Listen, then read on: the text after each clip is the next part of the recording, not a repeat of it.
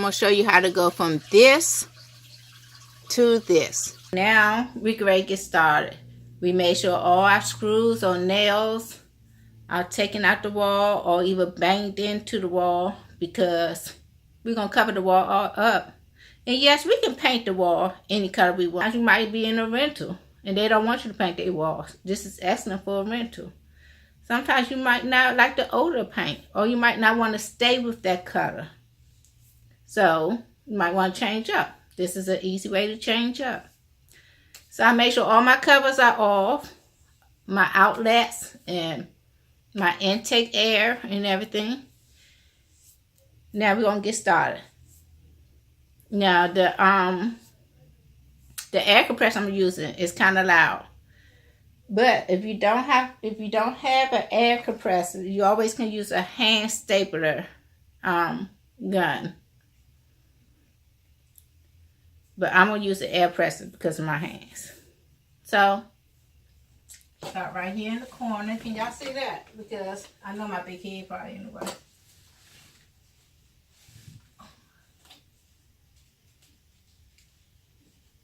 This is the hardest part, getting started. Trying to get it in this corner right. Especially if you're doing it by yourself. But once you get this,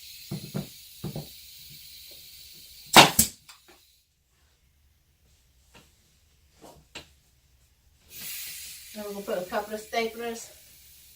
You're going to use a lot of staples. Now see that little dot? We're not going to worry about that because our trim going to cover that up.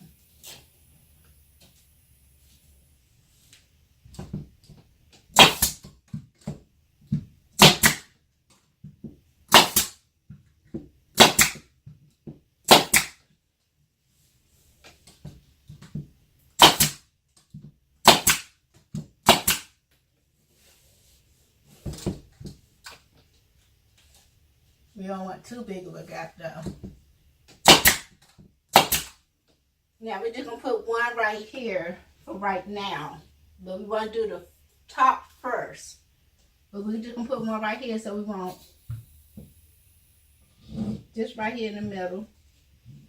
So we're going to stretch it out of shape. The drop cloth is very heavy and thick, which is good. Especially if you have thin walls. Now again, I apologize for my back being turned to you all. But all we did was come all the way across. Now that we have come to a corner, I want to show y'all how to do this corner. Like I said, please watch your fingers, y'all. Because this is no joke.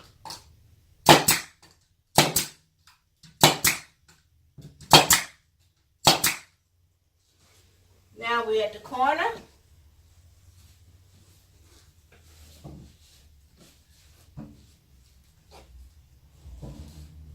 Excuse my nails. I will be getting them done tomorrow. So that's why I'm doing this today. You just want to get one real tight in that corner. Tight as you can. Like that. And if you want to start on the other wall, just bring it on around.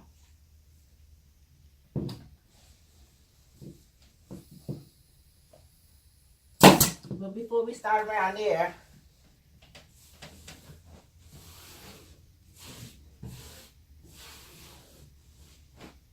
remember that outing we have right here? That opening? That's going to uncover that. So now you're going to do is come all the way down the sides and go around this opening and pouring as you go. Smoothing and pouring as you go. Doing one side at a time.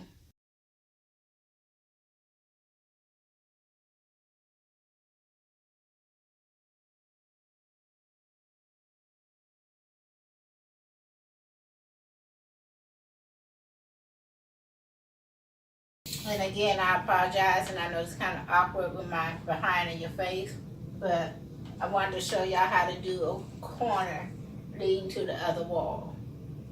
Because you don't want to cut it, especially if you're doing another wall. You want to use as much material as you can. So what we're going to do is just pour it tight. Now see how tight we pouring it? Making sure there's no wrinkles, smoothing it out. Because we already stapled the other side.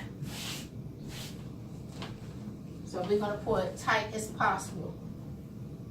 And then put a staple right there in that corner. As much in the corner as we can get it. Y'all see me how I'm pouring it tight as possible? Trying to make sure there's no wrinkles in here. And then the next thing we're going to do is the openings and the outlets. I'm going to show you how to do that. Let's try to just put a temporary staple right here. Just to hold it. So we can pour it tight.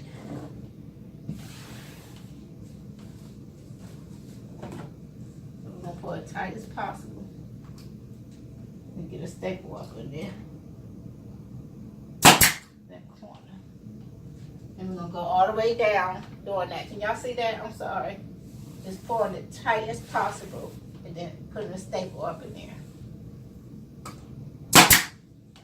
And I'm going to show you how to cover up these staples. So don't worry about these staples showing. You put as many staples as you can. So we're going to do this all the way down.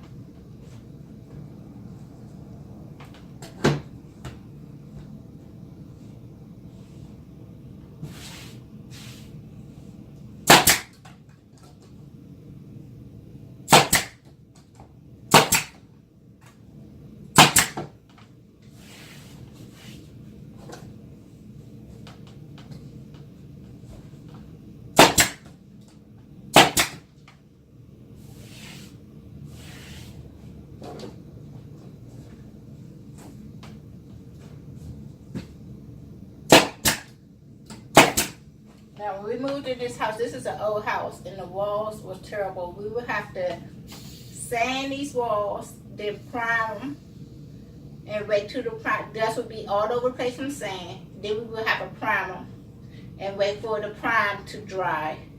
Then we have to paint them and wait for that to dry. So I came up with this idea. Okay, y'all, now we're on the very bottom. And y'all see how I'm smoothing it out as I go? To make sure I'm getting the final wrinkles out.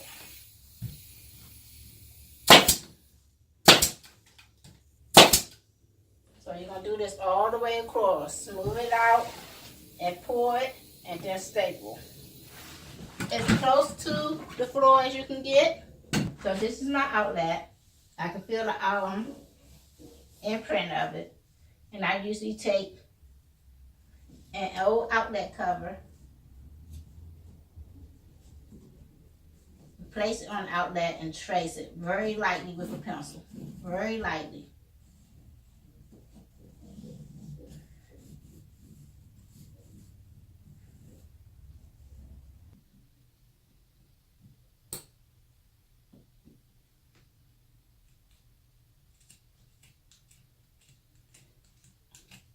I make sure I'm not even touching the wall with my scissors.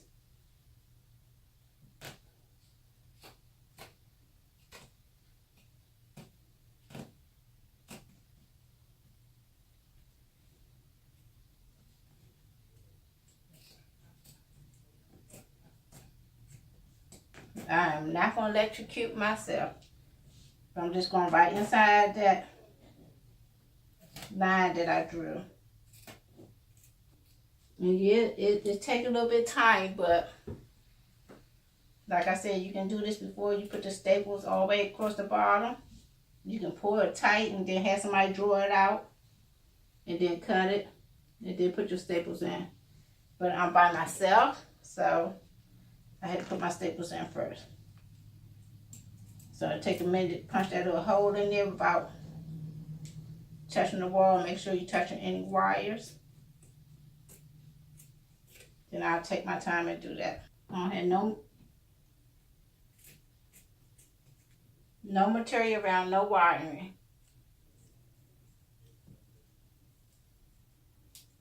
And we'll put our outlet back on that, and that'll hold that down nice and tight. We didn't go outside that line, so we know our outlet will cover all of that.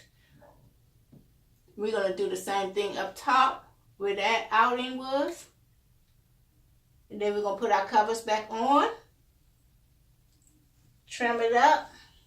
Down here at the bottom. Matter of fact, we can trim it up at the bottom while we're down here. Because I ain't going to be able to get back down here and get back up, y'all. I'm telling you that now. So we can just start trimming right on across.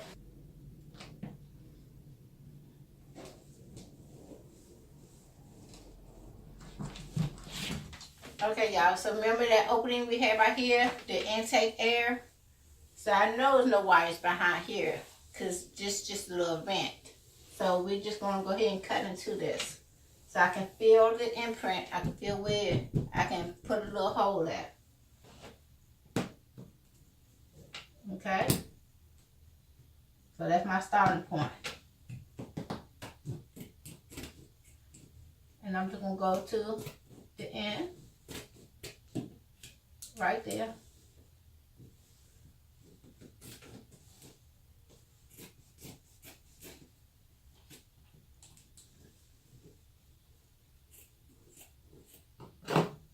Make sure I'm pouring as I'm cutting.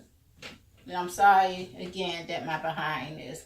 So I went on and trimmed everything down. All the edges, of course the bottom, and on the other side.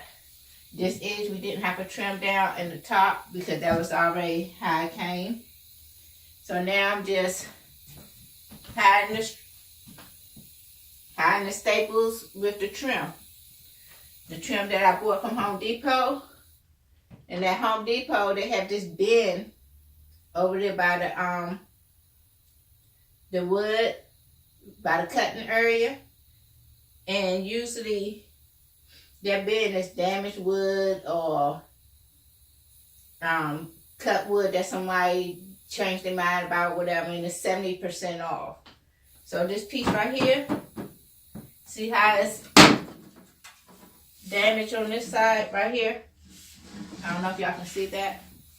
See how it's all damaged on this side? But I saw that this side was good. So I'm good with that. And it was $5 and some change and 70% off.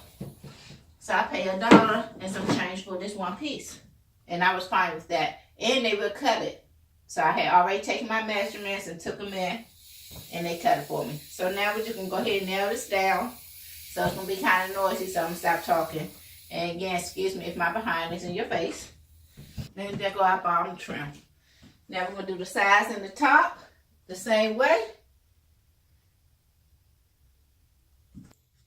It leaves you with a blank canvas, so you can do whatever with. I will be changing out the outlet cover. Now I will be showing you other projects that I did with canvas on the wall. But yeah, the trim came out nice. Now here's another project that we did video. Give it a thumbs up. If I get to, let's say 100 likes, that fireplace you see right there, we made that. I'll do a video on how you can DIY that.